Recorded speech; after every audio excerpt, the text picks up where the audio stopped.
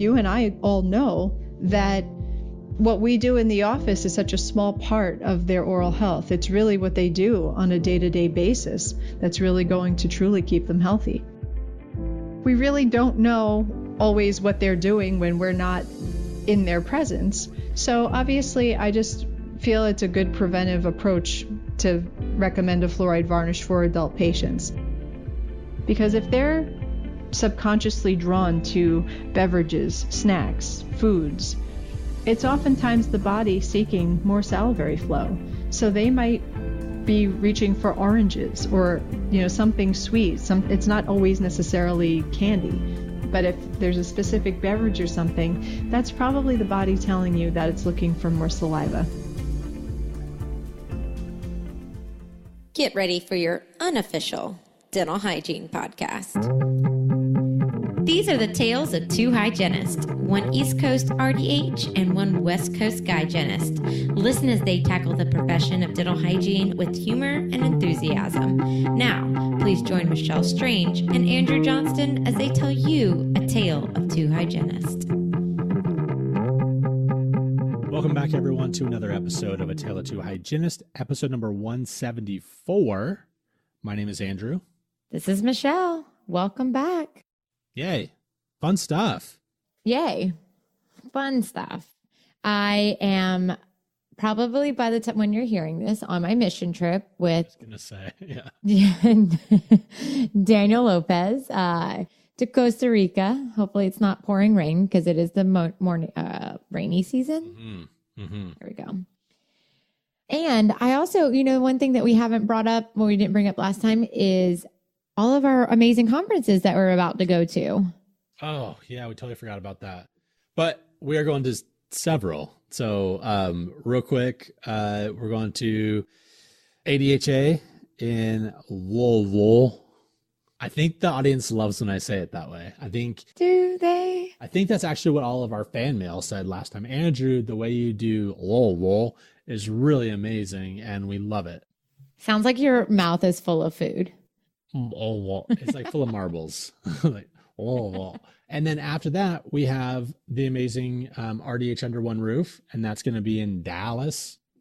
And then we have the IFDH, their international symposium thing going on in Brisbane, Australia. Very excited for that. New country. Yay. I'm not excited for that time difference, but I'm excited for that meeting. If you're going to be at any of these, let us know. We'd love to see you. We'd love to interact, meet up. I would love to have a glass of wine with you. We've already had some people who have said that. If you have, remind me, because I've already forgotten, and I'm just going to go ahead and apologize for that. Because she was drinking wine when you told her that, and then she forgot. Exactly. And I will be taking Andrew's drink tickets. So win-win for me. You can have them all. Or I will auction them off to the highest bidder. I mean, if that pays for our trip, then let's do that. Sounds good. Either way, whatevs. Anyway. So we have part 2 of our Cariology series. I hope you guys are enjoying this. I don't know if you've noticed that we're starting to take on these like monthly themes. I love how it's just a foundation that is just growing, and we really kind of get to the basics and then kind of build upon that, right? Yeah, so we kind of continue in that conversation. We were talking about all of our risk factors, the risk management, and in this one we talk a little more about documentation. So that's pretty cool. And we talk about intraoral cameras. We do. I mean, part of the detection of caries, you need to be able to see. And so that brings us to one of our sponsors for this whole entire Cariology series. Thank you again to Mouthwatch for being so progressive on sponsorship for something like this. So here's the thing, Michelle, I remember the intraoral camera that I had. I was just thinking about this the other day. It cracked me up. It was probably one made in the 90s. There was a wall mount for it. It was big and bulky. And the doctor paid thousands of dollars for each one. So there was a resting station, and then you had to click a button detach the camera unit and take it from room to room. We only had 2 camera units because it was thousands of dollars for the camera unit itself. And so then the base unit was, more affordable. So you could just like move it around. And I remember him telling our patients, this is NASA technology. And I just like shaking my head.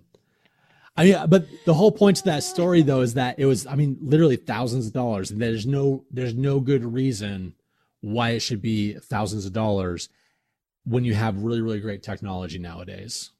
Yeah. And I did not have that experience. Mine was on a cart, but still we had to pick the patient up and go and put them in radiology. And the cart was like back there and you really just couldn't take it anywhere. So the fact that this camera from Mouthwatch is inexpensive, it's quality, and it also has a lifetime of support and 1-year warranty on it. But it's so good. I've been using it for maybe almost a year now, and it's in each one of my operatories. We have 4 ops in my outreach program, and it's pretty fantastic. And it really integrates into most dental softwares.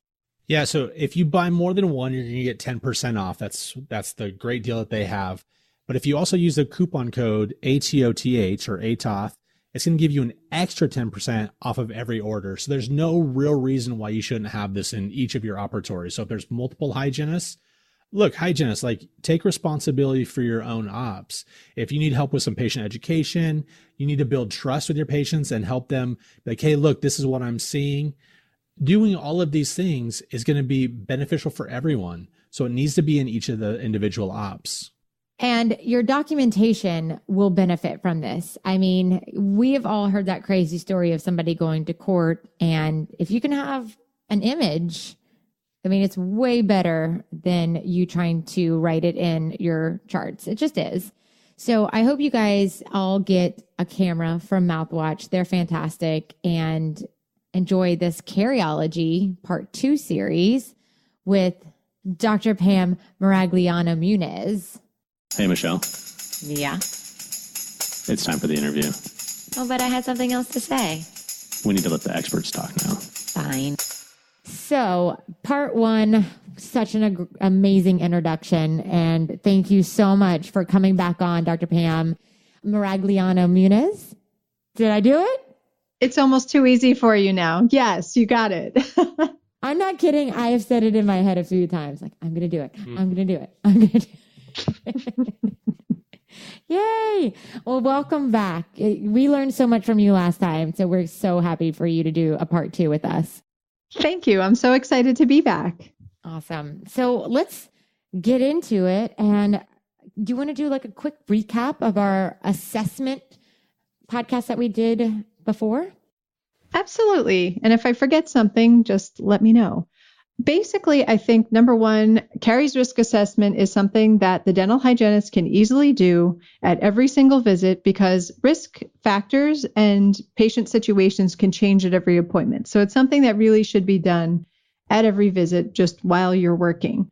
The way I do it is, or the way my hygienist really does it, is that it's really done via clinical exam and via patient interview. And we try to find risk factors that will contribute to the big 3 reasons that one will develop caries, whether it's an acidic oral pH, potentially not an appropriate mineral exchange between the saliva and the teeth, and then also whether or not caries is there, and also from bacteria. So bacteria, pH, and mineral exchange. And if you can identify why risk factors are risk factors, and you'll see that some risk factors contribute to bacteria, whether it's poor oral hygiene or even xerostomia will contribute to bacteria because we don't have the flushing from saliva. Sometimes orthodontics or prosthodontics, different things that make oral hygiene difficult. All of those things will contribute to bacteria. Oral pH is a little different. Again, xerostomia contributes to an oral pH problem because anytime we eat or drink something other than water, there's just a longer rebound of the pH to neutral in instances where there's xerostomia. But an acidic diet can contribute to an acidic oral environment, frequent eating, that kind of thing. And then finally, mineral exchange. The big one there is really, again, xerostomia. If we don't have calcium, phosphate, proteins, etc. in the saliva, we don't have that nice exchange that takes place between the saliva and the teeth. So identifying risk is important, and then categorizing your patient into a risk category. Now, I'm kind of a traditionalist. I still do low, moderate, high, and extreme. Some people kind of simplify it and will streamline it for their practice. Sometimes they'll do low risk and at risk, or you could even kind of put low and moderate sort of together and high and extreme together. Really depends on what works within your workflow. But what's really important is that when you're considering risk management recommendations, that they really touch upon each risk factor that's there. So if the risk factor contributes to the caries incidence due to, say, bacteria and pH, we better make recommendations that will reduce bacteria load and raise oral pH. So as long as we kind of do things like that, you'll find that you can have a pretty healthy oral environment that you're working with. Which makes sense, right? Like that just seems like very common sense. Like yes, if you're having a high bacteria load, you would decrease the bacteria load. If you're struggling with pH or what did you say, improper mineral exchange, that would be your next step. And so if we could look back at those ways, well, I guess we're going to talk about detection later. How would I, as a hygienist, be able to say, these are the things? Basically, what'll happen is you'll talk to your patient. First things first is to review your patient's medical history. And so identify if there's medications that are contributing to a potential caries incidence, whether it's medications that will reduce salivary flow. Also important to check out allergies because that might tweak the recommendations that you make. Also medical conditions. Sometimes medical conditions will increase one's risk for caries. And obviously, if a patient is soon to be undergoing any sort of chemo, radiation, anything like that, we're going to try to throw everything we possibly can at them from a preventive standpoint to keep them healthy during treatment and then afterwards, depending on what happens to them as far as, surgeries and salivary glands might be removed, etc.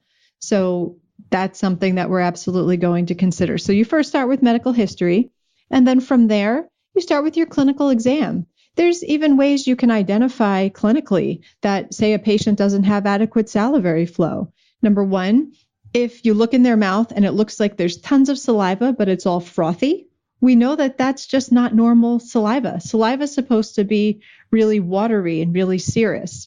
And I always make a joke out of it sometimes when you take your mirror and you put it in your patient's mouth and you take your mirror out and there's this big string of saliva attached to it. It's kind of gross. But we also know there that that's not normal saliva either. And so we know that that saliva has undergone some sort of change so that clinically you notice a difference there. When I see that, I know I have to do something from the standpoint of everything. Oral pH, mineral exchange if we don't have an adequate quality of saliva, and then ultimately bacteria as well. I really like TriPlaque ID for that because, again, it allows you to look at if there's new bacteria, old plaque, or acidogenic bacteria that's on the teeth. And if I see a lot of acidogenic bacteria or old bacteria, I know I have an oral hygiene problem, but also an ecosystem problem, especially if it's particularly acidic. And so when that happens, I'm going to make a recommendation to obviously manually reduce bacteria levels, but we'll try to change the environment with perhaps antimicrobials or something to raise oral pH and try to change that ecosystem to something more favorable. And I do love that TriPlaque gel for that reason, because that light blue color that you're looking for that acidic bacteria, that's great for the patient, because before you even give them the mirror, you can say, okay, so we're going to look for pink, dark purple. And if we see any of that light blue plaque, then that's a real big concern for cavities. They'll start getting in there, right? Wait, what color is that one? Well, I think that's important for a couple of reasons. Number one, I think parents love it when there's children that are your patients. The other thing is I can't express enough that we have to get patients to own their problem. I love how, as a dentist, I'll find problems or I'll make recommendations, and patients act like it's something I'm doing to them as opposed to something for them. And I think that the sooner we can get them to really own their problem and understand the root cause of what's going on, hopefully we can then motivate them to make the situation better, because you and I all know that what we do in the office is such a small part of their oral health. It's really what they do on a day-to-day basis that's really going to truly keep them healthy. Doctor, when you said earlier that you still do the low, moderate, high, and extreme risk, and that some other people do maybe like low risk or at risk, can you speak a little bit to like the pros and cons of just the different ways that you're explaining the risk categories?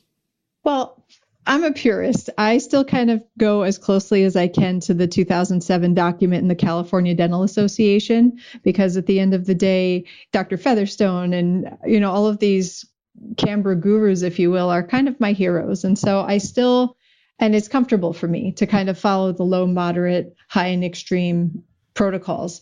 However, I think that sometimes, and you could, and I get it, you could kind of lump low and moderate together, or at these, and you could kind of lump high and extreme together. And I think it really just depends on what fits within your workflow. One thing I can say is that, and it's probably also, again, due to the demographic I work with, most of my patients are older, but I really don't have many low risk patients at all, because I really believe that, high risk factors are pretty prevalent in my population. So could I just kind of get rid of low risk or lump low and moderate together? Very easily, yes. But I also know that, there were those ADA codes that they were trying to push out, which were the low, moderate, high, and extreme risk. And if you're not really using them appropriately, then obviously you're not going to be able to send in those codes and document it the ideal way. I know at Tufts University, for example, we did simplify it to at risk and high risk when I was there. And part of that reason was, again, to minimize the amount of SKUs of things that we're dispensing in the office, in the clinic, and trying to keep things simple from a learning standpoint. So what's most important is that you're doing it and you have it that works within your workflow. And so whatever is something that is doable for you, every single patient, every single appointment, I say just do it. So what does it look like to manage these patients? Like if we look at each category, maybe. Basically, my low risk patients, and this is why I don't have that many of them, are those people that you literally see every 6 months. You kind of expect them to never have a problem. They really don't have a problem. And for those patients, I'm going to always provide a risk assessment and also individualized oral hygiene instructions, because let's face it, everybody really could benefit from an individualized oral hygiene reminder. But those patients, as far as what I dispense in the office is basically nothing. I'm going to most likely recommend brushing, flossing, utilizing the proper technique for them. And I'm not even, quote unquote, selling any products. I'll probably recommend, say, an over-the-counter fluoride rinse or something like that, and just making recommendations to keep them healthy, perhaps diet recommendations, things like that. But I don't really need to change anything for them, because they're generally healthy people with a reasonable oral hygiene and a reasonable diet and a relatively low risk for disease. No xerostomia, no medications that will contribute to xerostomia, no medical conditions, that kind of thing. So there are those patients that you just see every 6 months. You might even forget who they are, and then you see them and you're like, oh yeah. And then you forget who they are again, because they'll see you again in 6 months, those patients. Now, moderate risk patients are a little bit different. These patients are patients that will present with some risk factors, but not necessarily any high risk factors that will greatly contribute to their risk. So in my opinion, these patients are patients that will have, say, gingival recession or deep pits and fissures, or perhaps maybe a less than ideal diet, but not really contributing to the disease process at this time, or their oral hygiene needs improvement, but again, not overly contributing to the caries process. Perio is a different story, but the caries process. So when it comes to managing these patients, from a caries standpoint, I'll probably have similar recommendations as low risk. So brushing, flossing, specific oral hygiene instructions for their condition and what they need. I'll make over-the-counter type recommendations as it comes to products. I do, however, for every single risk category, I recommend fluoride varnish on all of my patients. And I do that because I want to keep my healthy patients healthy. And we really don't know always what they're doing when we're not in their presence. So obviously, I just feel it's a good preventive approach to recommend a fluoride varnish for adult patients. Now, the ADA doesn't necessarily agree with me. They say fluoride varnish is most effective for patients that present with the highest risk. But if I can do my part to prevent them from getting there, I will absolutely do that. And I think fluoride varnish is a pretty cost-effective way to do so. I would love for you to just complete this section, but if we could circle back to those patients who are not fluoride excited, like they are non-fluoride people, like what, and they maybe do fall in though that moderate risk. What could we do for them? I just kick them out of my practice. I'm just kidding. I have plenty of... You're fired. Yeah, right? Be like, I can't deal with you. No, I basically just, I'm going to try to be respectful of their situation. If they're anti-fluoride and they want non-fluoride alternatives, well, I'll ask them what they're currently using because oftentimes they're quite passionate about what they're doing. Sometimes that includes oil pulling. Other times we might be able to get them to use more xylitol as opposed to fluoride. Or I've had patients that have been welcoming to MI paste, not MI paste plus, but MI paste. So I basically will consider calcium phosphate based product. Obviously, they can't have any milk allergies or anything like that for something like that. Xylitol, I'll make xylitol recommendations, but even xylitol, you got to be cautious as long as you stay anywhere between 6 to 10 grams is ideal per day. You get above 14 grams, they could end up with some GI type issues. So, all of these recommendations come with pretty specific instructions so that they are getting the maximum benefit, but also, having no problems with their general health as a result. And where do you fall with arginine? I'm a fan of arginine. Arginine has been shown to raise oral pH and have a better rebound of oral pH after. So I have no problem with arginine-based products either. I feel like, and I don't want to sound like a dinosaur, and that's very possible, but my protocols are pretty specific and they've been working. So it's really hard for me to try to bring 5 million different things into what I have in the office. Having said that, if you are using arginine as part of your protocols and you're having amazing luck with it, I say do it. I don't necessarily think that you have to use all of the products that I'm using. And I say this all the time too, and I strongly believe this. Imagine we're all on a highway and we're all heading in the same direction. We're all going to the same destination, but some of us are in a bus, other ones are in a car, other ones are in a stretch limo. Not me, I wish.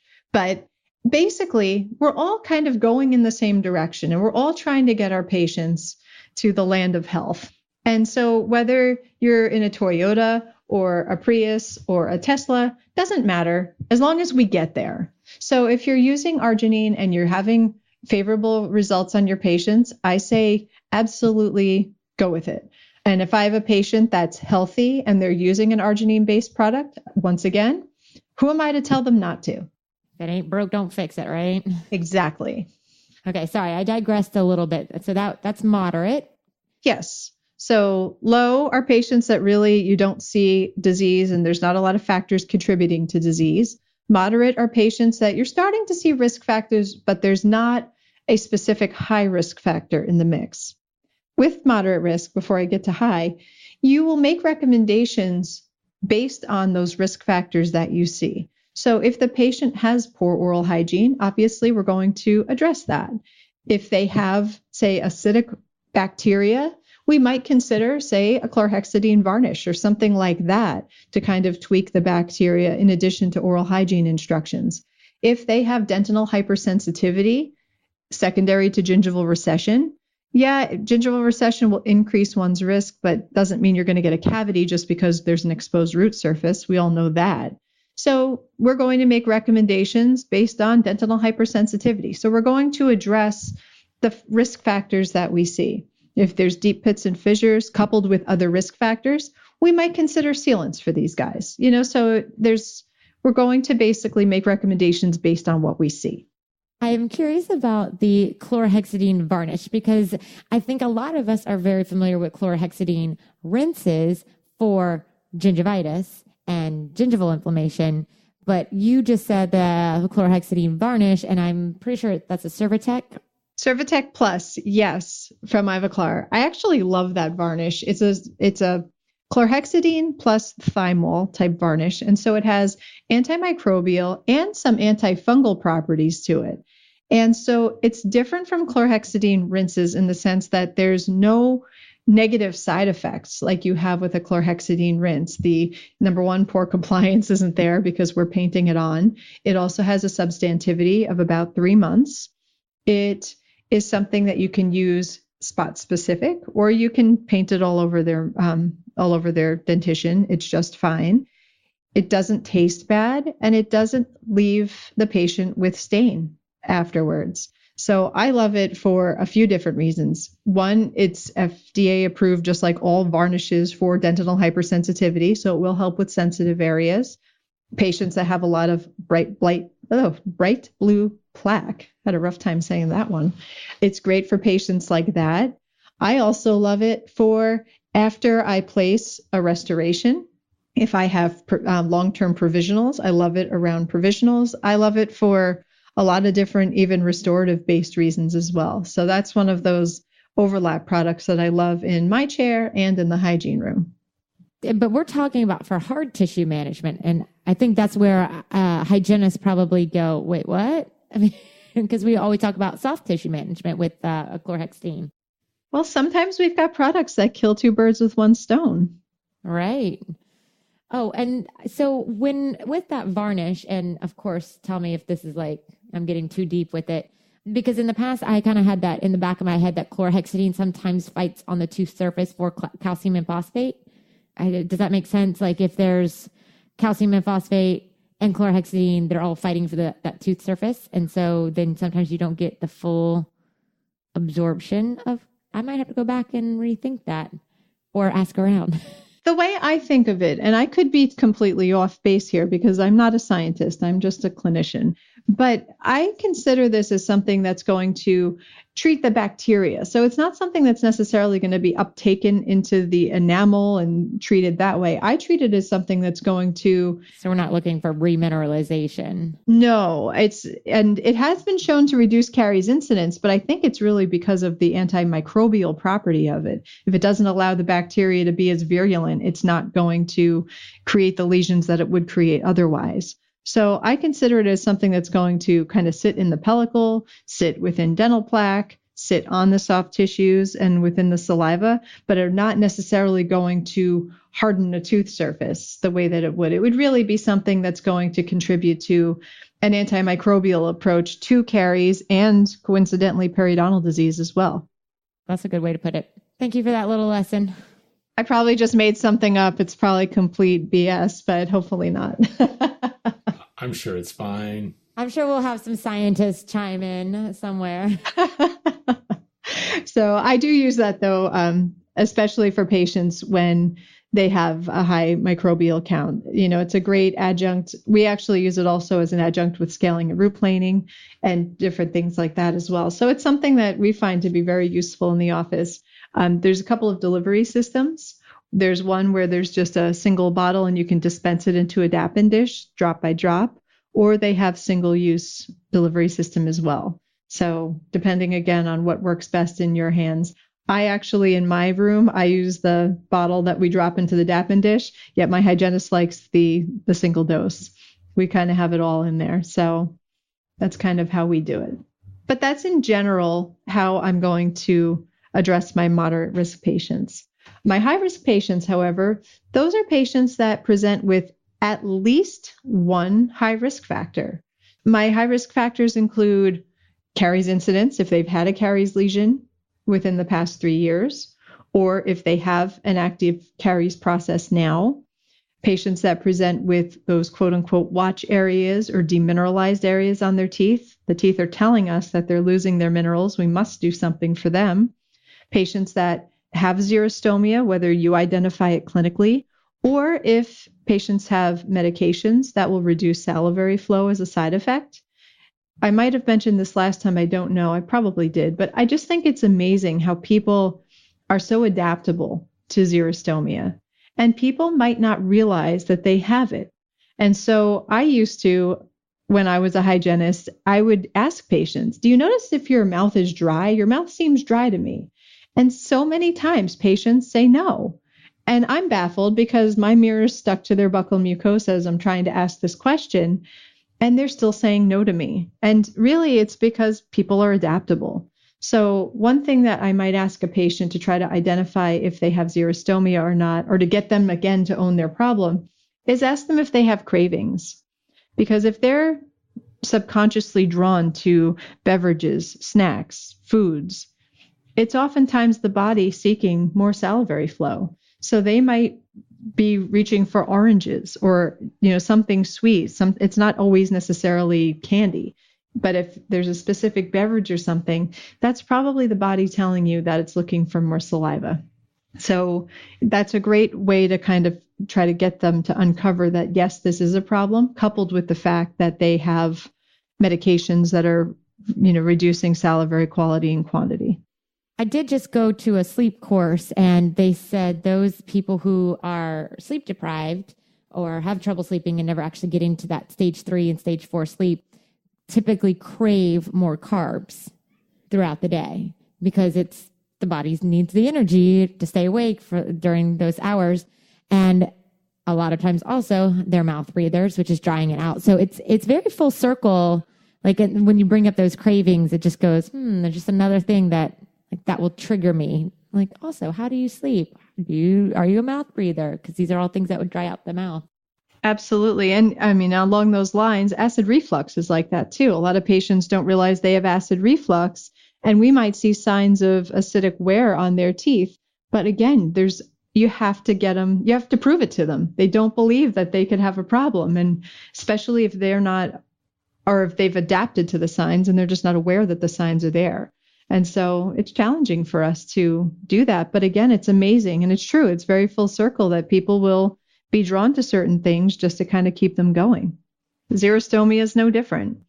My other high risk factors include patients that are planning or undergoing orthodontics. And even with orthodontics, we have to consider what their retention system is after ortho. Are they going to have a fixed retainer that might be kind of plaque retentive, or Essex retainers that are going to maybe block salivary flow? Like an Essex retainer is sort of like an Invisalign aligner, something that's pretty tight on the teeth and just kind of covers all of the teeth. We have to consider that. My patients that have heavily restored dentitions, that's also, 10 or more surfaces of restorative material is generally pretty heavily restored. And we need to prevent them from having further disease, but also try to prevent those restorations from having further breakdown. So for any patients that present with really any high risk factor, then I'm going to treat them as high risk. And again, I go through the same kind of workflow. We still start with our patient question, we kind of question them about their medical history, their medical conditions, their diet, make any recommendations we can make from there, oral hygiene recommendations. And then I'm going to make recommendations based on the risk factors that we see. So the recommendation's more risk factor specific. Again, if it's a bacteria issue, I'm going to probably consider oral hygiene, antimicrobials. You could even, if it's something where you really feel strongly about using an antimicrobial rinse or something, more long term, you could even consider a prebiotic or a probiotic type thing to try to kill the bad bacteria but promote the good bacteria.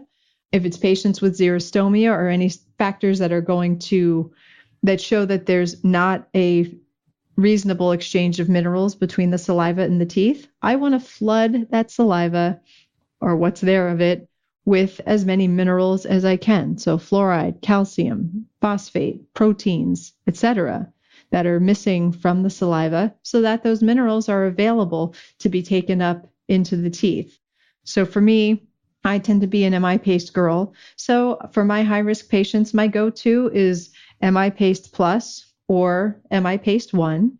And as we talked about in the first time we met, we were talking about saliva and how saliva has in nature fluoride, calcium, and phosphate, and those salivary proteins that will stabilize calcium and phosphate. Well, the MI products use a milk-based protein that's structurally very similar to the salivary proteins, histidine and staphyrin, to stabilize calcium and phosphate in their products. So it's almost structurally quite similar to saliva to have calcium, phosphate, a protein, and fluoride. So I really reach for MI paste 1 or MI paste plus, depending on what delivery system the patient would comply with.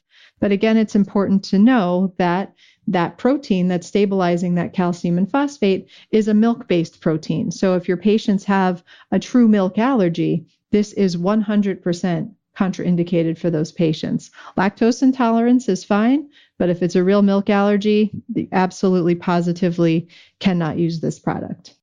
Always checking that medical history. Always, every appointment, because things can change. That's the other thing that's pretty amazing is things unfortunately can change. And it's definitely 100% worth taking the time to ask that question and make sure that anything that you're recommending in the office is safe for your patients. So we there have bacteria, minerals, but we also have to talk about oral pH. And so if we think that there's potentially a pH problem, which if there is a reduced salivary flow or a lot of acidic bacteria, or you can do pH testing and find out for yourself, if there's a pH problem, we need to raise oral pH. And there's a few ways that you can do that. I like to keep things as simple as possible, and I like good old baking soda. And so that's something where patients can brush with baking soda or they can rinse with baking soda. If you like to dispense products in your practice, which if that's just kind of the personality of your office, then there are products that you can keep in the office and dispense. I know Carie Free has their CTX2 spray, which is pretty nice, and it's a great delivery system and really something a patient can transport really easily. But something that has to raise oral pH after snacks, meals, etc., to kind of bring the pH back up. You could even use xylitol. Xylitol will help by reducing bacterial levels as well. It's bacteriostatic. So there's a lot of different ways to do that. And I find oftentimes in my office, I'm recommending fluoride varnish for these patients, and oftentimes they're leaving with an MI paste 1 or an MI paste plus. So I really try to minimize the amount of things that I'm quote unquote selling in the office. My extreme risk patients are similar to my high risk patients, but oftentimes these patients are those that have multiple high risk factors, or they're special needs patients, cancer patients, patients that have extreme xerostomia, Sjogren's patients, patients with autoimmune disorders. I'm basically going to throw everything I possibly can, so pretty much everything I've already mentioned today, at them to try to keep them as healthy as possible and try to reduce the disease incidence. The other thing that I will do is, and again, the ADA codes don't necessarily jive with this, but I will make frequency recommendations for hygiene recall based on patients' caries risk, not just their periodontal status.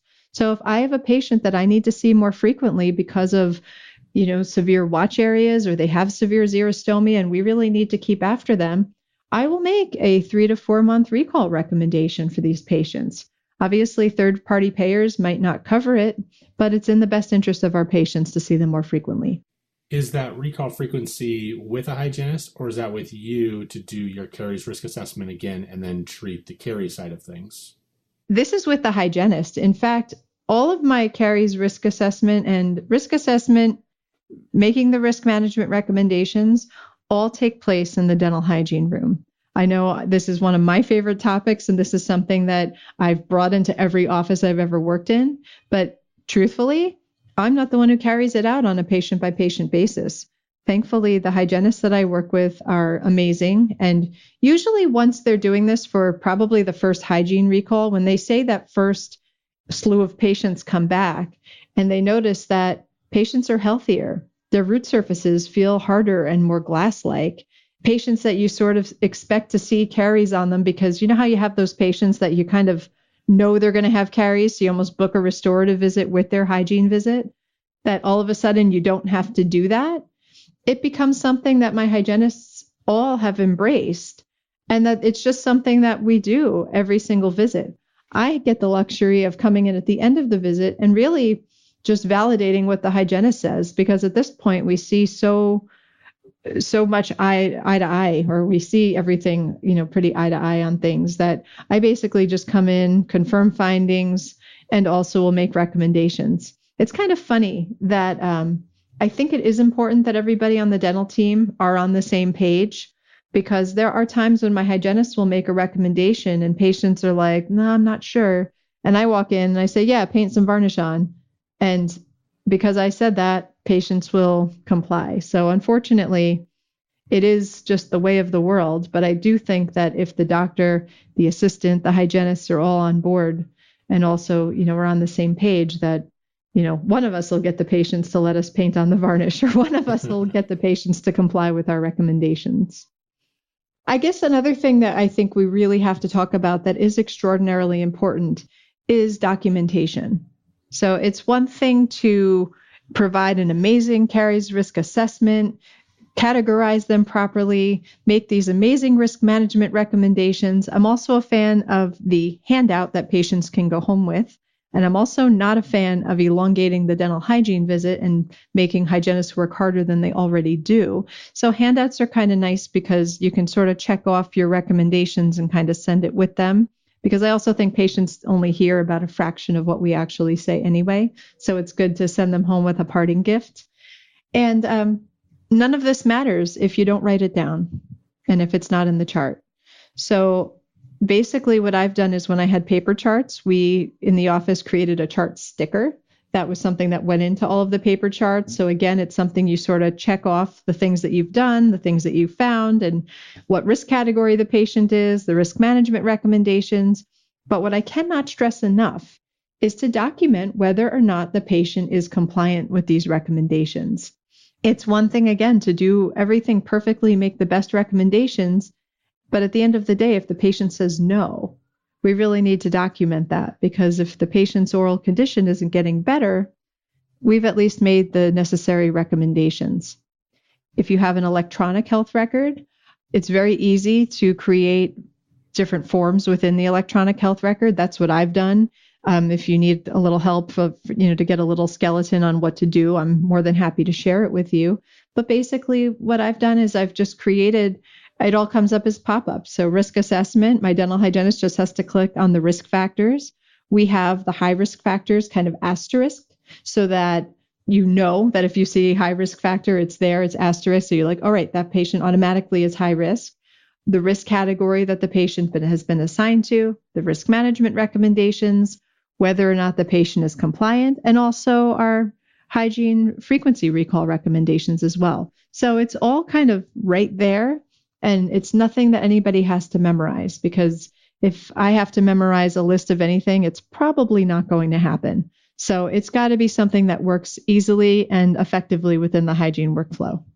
How does that work also with, are you doing scans, intraoral pictures as well, or even, DSLRs or? So it depends. So if the patient starts in my chair and they're a comprehensive type case where I'm doing a big reconstruction on them, they start with me and I'm taking a full set of intraoral x-rays and intraoral photos and extraoral photos with my digital camera, my extraoral camera, mirrors, retractors, the whole bit. My hygiene room, however, is a little bit different. We do not take a full set of photos like I do with my reconstructions on my quote unquote general dental patients. We have an intraoral camera. We have the canary system. We have the carie view and digital x-rays. So basically we start like a normal appointment where we will take an FMX and we will, go through a normal hygiene visit. We do, however, take an intraoral photo on any quote unquote clinical watch area. So if there's restorations that are defective, cracks, areas that we need to educate the patient on, anything we're trying to watch, any sort of intraoral lesion, anything like that, we're photographing with the intraoral camera. If there's a pit or fissure that looks a little questionable, we're not sure about it, we will, on a tooth-specific basis, use the canary system. So it's an amazing system. It's very sensitive. It will give you a lot of great information. But to be frank, during a hygiene appointment, we really don't have time to scan every little pit and fissure. So we don't. So we will really use it as an adjunct to our clinical findings.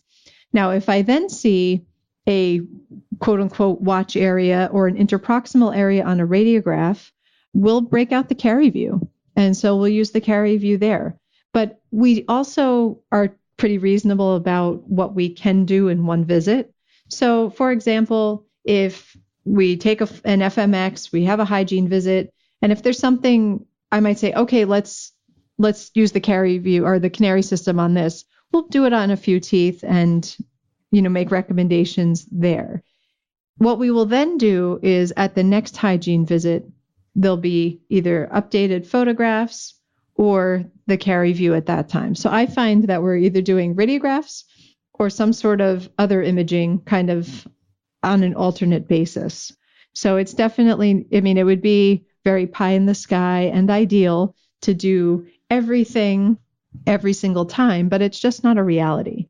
So we do our radiographs at the recommended recall frequency, and then usually on the off visits, we'll be doing the other things, the canary system, the carie view, more photos, that kind of thing. But I do like to see photos taken every year so that we can really monitor cracks and those things, for changes. And the patients appreciate it too. Intraoral pics or with your 35? Yeah.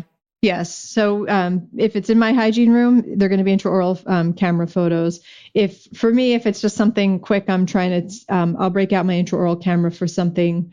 It's pretty rare. If it's, for example, if I'm prepping a crown and there's a crack on the prep and there's something that I need to kind of explain to the patient, I'll use my intraoral camera for that.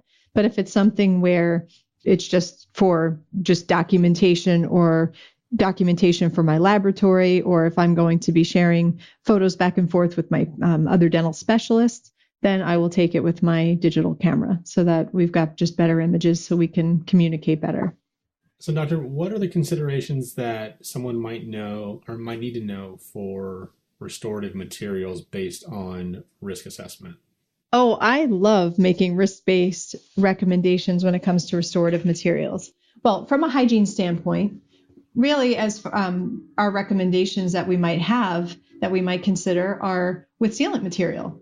There's resin-based sealants, and then there's glass ionomer-based sealants. From a restorative standpoint, we've got glass ionomers that we can use for our high-risk patients.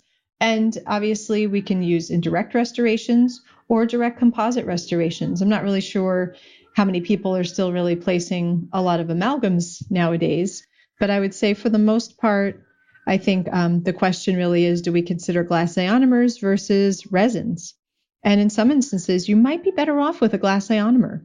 So glass ionomers are pretty cool because, number one, a glass ionomer is a restorative material that is a result of an acid-base reaction. So you've got a base, which is a fluoroluminosilicate glass, and you've got a weak acid, which is a polyacrylic acid or, a weak-based acid. They get mixed together, usually in a capsule, even though we're starting to see more gun-based systems come out. And what precipitates from this reaction is a restorative material. But the restorative material it's got ions in it, it's got metals in it, it's got fluoride in it. So it actually has a dynamic relationship with the tooth, so that some of the ions within the material can actually be uptaken into the tooth for caries prevention and for caries reversal in some instances. So it's a pretty cool material that we might consider as a restorative material as a dentist, but even as a sealant material as a hygienist, because glass ionomers are sweet because they're hydrophilic. So if you are trying to place sealants on a second molar on some drooly kid and you really can't isolate it well, a resin-based sealant is going to fall off. A glass ionomer is probably going to hang in there, so it might be a better option. Another reason why a glass ionomer-based sealant might be something to consider is if you're placing sealants on a newly erupted tooth. A newly erupted tooth isn't fully mineralized for about 2 to 3 years. So imagine what I did back in the 90s when I became a hygienist. As soon as that tooth erupted, I smeared on a bunch of 37% phosphoric acid on this newly erupted enamel, and then I sealed it over with a resin-based sealant, which that basically creates a barrier for saliva and minerals to pass through the teeth. So then cut to the 2000s when I become a dentist, and I'm like, I hate sealants because there's caries underneath all of these stupid things. And the reason that there are is maybe the tooth wasn't really in the best state at that point to receive a resin-based sealant. So if you're going to place a sealant on a newly erupted tooth, glass ionomer is undoubtedly the way to go because glass ionomers are also permeable. You can recharge their fluoride release with fluoride varnish treatments. They're permeable to calciums and phosphates and different ions, so that you can actually remineralize or mineralize that newly erupted enamel. So again, it's more of a dynamic material. So it's something that you can use in prevention for your sealant materials, but you can also use it for restorative, whether it's in the open or closed sandwich technique. And there are some glass hybrid restoratives out there now that can be used as a definitive restoration. They don't have the same acid resistance as, say, a composite restoration. However, it's actually very interesting. If you have an acidic oral environment, an uncontrolled acidic oral environment, basically what's going to happen with your glass ionomers is that they're going to almost erode away. But what's cool about them is we don't see secondary caries under them. They would need to be replaced more frequently, but they're doing their job. They're eroding away and the tooth structure isn't. So it's actually a really cool material, really dynamic material, and definitely one to consider for both dentists and hygienists, especially for your extreme risk patients. Great for kids, great for geriatric patients. I could go on and on about glass ionomers. I wish we could learn through osmosis and I would just sit next to you all the time and just take all of this in. Like, this is good info. I feel the same way about you with infection control and everything else. The other nerdy stuff. Oh my gosh, it's so good. But this is great because, I definitely haven't been in that sealant world in a really long time. So that was just like a really great reminder and a little refresher. I feel like it's my goal in life to talk about sealants because I went through the full circle of sealants as far as loving them so much. And I'm telling you, I was such a naive hygienist back in the day that I would literally place a sealant on a kid and think to myself, this tooth is never going to have a cavity because of me and because of what we did today. And I used to feel so good after those appointments. When I saw sealants in my schedule, I was like so happy. I felt like I was giving my patients the best gift ever. And in reality, all of those teeth probably have, Lord only knows how many restorations in them. So I feel like there's definitely better things we could do. And to be honest, like I graduated, doing my requirements of sealants as a hygienist in hygiene school. And then I went straight into perio. And I did not do sealants again until I went back to teach. And then if I had a student doing sealants, I was like, let me go grab you another adjunct faculty. I am not your person. Let me get you someone else. And so I know the words, I've heard the resins, I've heard the glass ionomers, but it wasn't until about 4 years ago until I really started going, oh, there's a difference? Like, that matters. And so it's really nice if anybody's in the boat that I have been in, which is perio, that you really you kind of forget about it. And it's very important because otherwise, if you go into that office, you're going to have that same antiquated thought, right? Like, I'm going to put a sealant on all of these things and they're going to be just great and no caries free for life. And then you hear on Facebook, everybody's saying like sealants fail. There's always decay under the sealants. But what you're saying makes a lot of sense if we're placing them on newly erupted teeth and we're not doing the right material.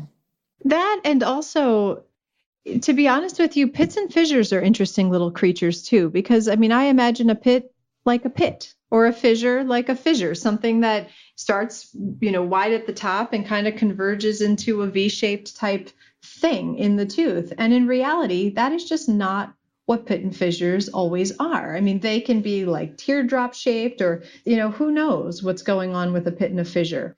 And so you really don't know what's going on underneath that surface layer of enamel that we can see with our naked eyes. I mean, we could go on a whole nother tangent and talk about magnification, but we could be trying to seal teeth with improper technique. We could be trying to seal teeth that probably have early caries in them. So there's a lot of different things that if, a lot of factors to take into consideration as to why sealants fail. And in my opinion, if you really want a slam dunk, almost, reversible, if you will, type sealant material, meaning if there are caries there and we can't see them, because at the end of the day, we all work with our best intention. Unfortunately, we can't always see what's going on with that tooth. I think a glass ionomer-based sealant is going to be everyone's best bet. Part of my sealant protocols is we'll use the canary system on the tooth. We'll canary the tooth as a baseline, place our sealant, canary the tooth after the sealant is placed, so that we have now a baseline so we can really try to follow what's going on underneath that sealant material. But yeah, I mean, there's so many factors to take into consideration that I think we try our best, but we really can't see what's going on underneath that tooth structure there. So I think when it comes to sealants, in my opinion, I think glass ionomer is truly the way to go.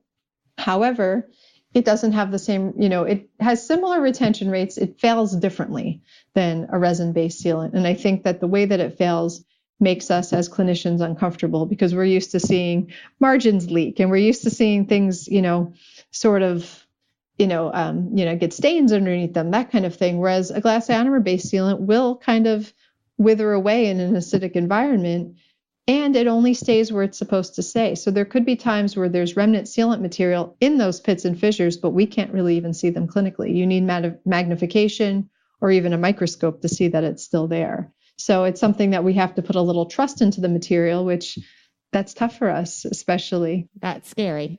Yeah, absolutely. Yeah.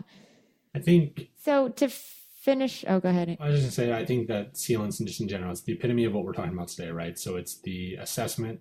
Like really do a good assessment of if you need a sealant at all, and then manage whatever like risk category you put that sealant or that pit and fissure into. It's a pretty good summary of what we're talking about. Absolutely.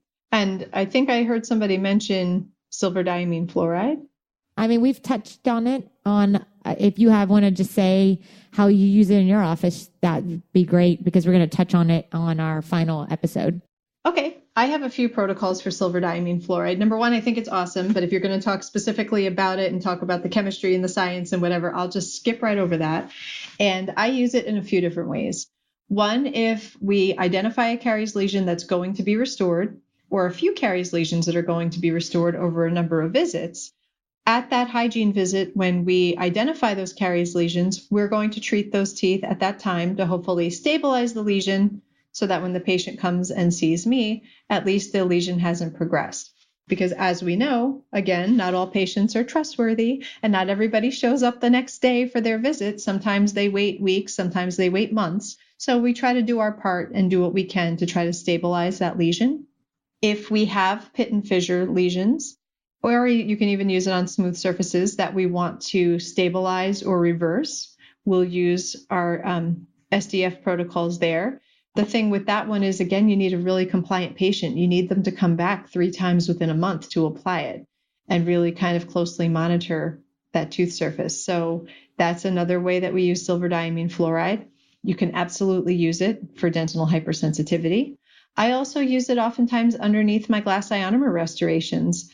Basically, a lot of the research coming out of UCSF and UOP says that you don't even need to provide complete caries removal underneath your restorations. If you can get pretty solid margins and you can leave, not scoopable, yucky caries, but if you have, most of your caries removed and just that last little bit, you can place silver diamine fluoride, place a glass ionomer restoration, And basically, again, that's a dynamic material. And the silver in the silver diamine fluoride coupled with the ions within the glass ionomer will penetrate into the tooth surface and harden up that tooth structure and make it significantly more caries resistant and can reverse the caries process. So I use it stabilizing lesions, try to reverse lesions, dental hypersensitivity, but then also I'll use it as part of my restorative protocols as well. So again, another great tool for our little fluoride varnish toolbox. So I love it.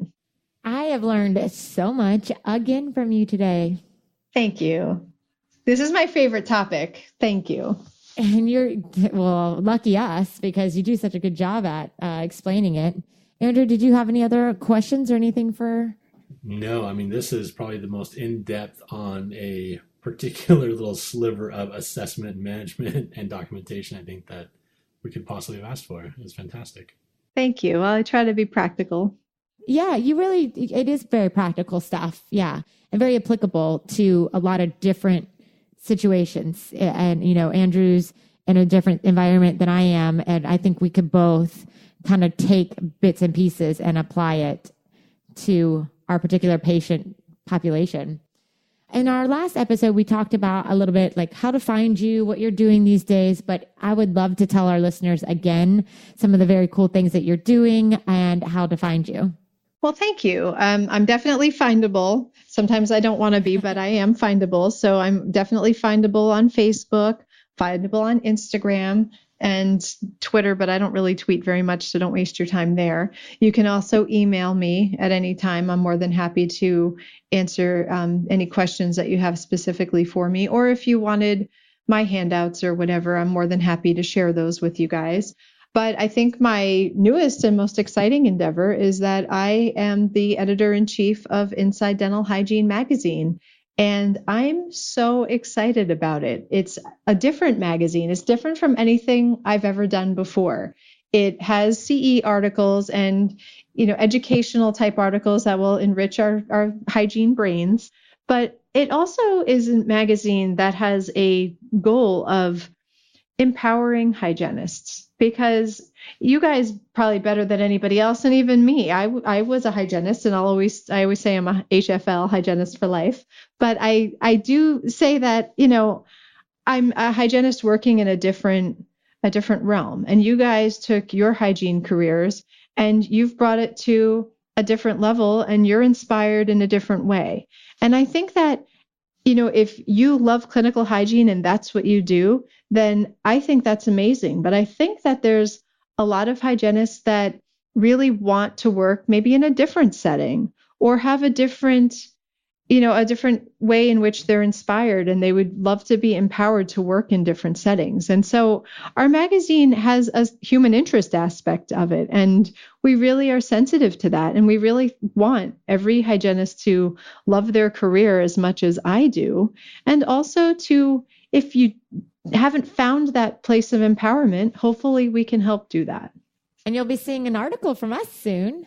Yes, you will. Our article will be coming out very soon. So thank you so much for inspiring me to write about infection control, because that is not always my genre. So I'm so happy to have done that. And it's just been such a pleasure to work with you.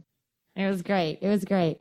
Definitely find you on Facebook, find you on Instagram, get that magazine and start subscribing. It's a digital version and a print publication, but not as often as the digital version, correct?